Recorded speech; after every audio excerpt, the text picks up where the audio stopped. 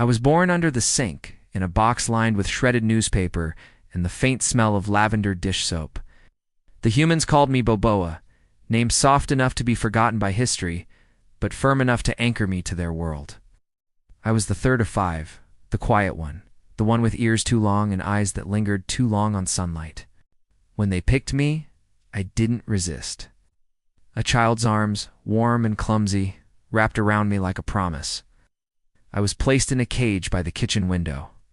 From there, I saw the world through two filters, metal bars and human intention. I wasn't unhappy. The child fed me carrot coins and talked to me about things I didn't understand: school, monsters under beds, dreams about flying. I listened, because rabbits are good listeners. But beyond the glass pane, I saw the garden, a wilderness of organized chaos. Sunflowers taller than fences, cabbages the size of my body, and birds, so many birds flickering through branches like moving thoughts. I dreamed of that place, not with jealousy, but with longing. Then, one afternoon, something changed.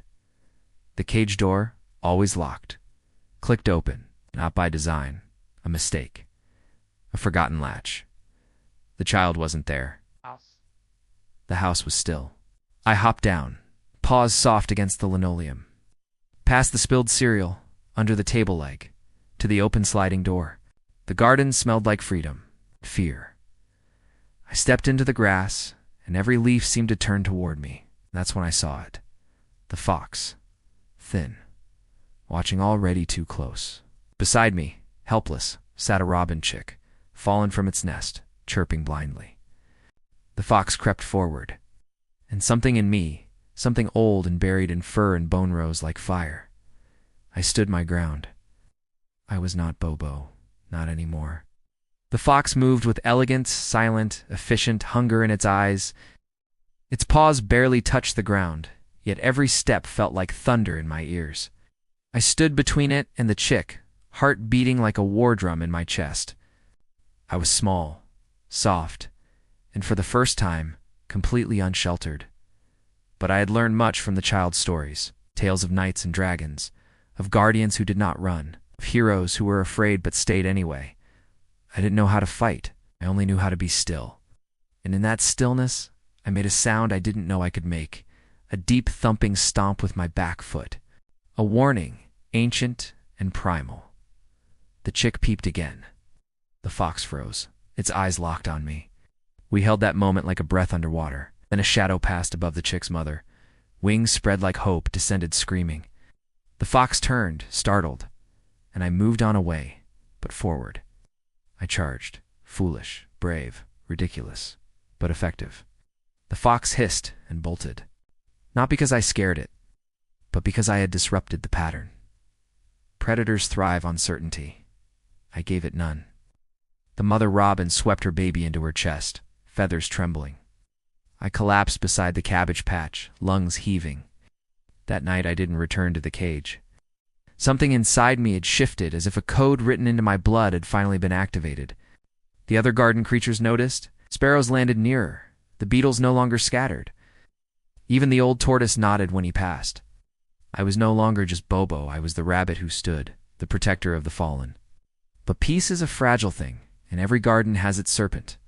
Mine arrived with feathers, claws, and a call that split the morning sky like prophecy. It came at dawn, the hawk. A silhouette carved from silence, circling above the tomato trellis with the indifference of gods.